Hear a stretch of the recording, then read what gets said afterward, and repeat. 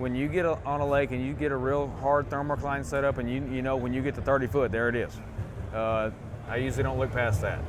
Kind of explain, a lot of the guys probably watching, they might have heard of the thermocline. Can you kind of get into a little bit what it is? So I think instead of really trying to analyze it, like just say what you'll see on your electronics, say we're on Fork and it's set up, it's developed a thermocline. We're there in June.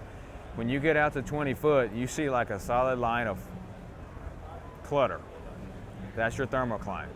Very seldom, not all the time, but very seldom will you catch fish past that thermocline. And you're talking about on 2D sonar or down imaging where you're seeing all this at, right? I can see it on both. Okay, yeah, exactly. Yeah. Yep, okay, great. So that's pretty much, I think you covered pretty much everything I had questions for, Keith, perfectly. Yeah. Is there anything else you'd like to add, or you think you got it all? I just can't reinforce enough how much, if you're not using this Lake Master tool, and particularly your shading, you're missing out, really. I think you are. Utilize that, and again, adjust it throughout the day when you're looking for a pattern.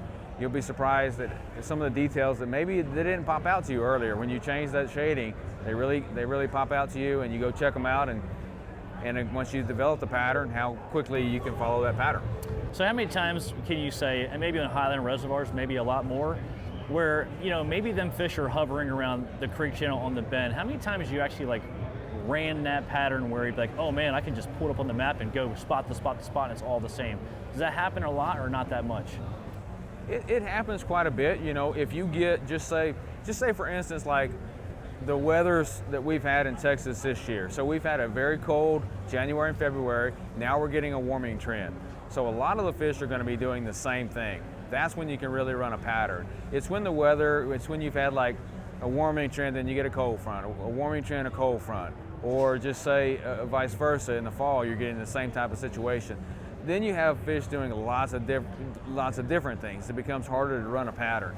But consistent weather is going to bring, consistent patterns. Yeah.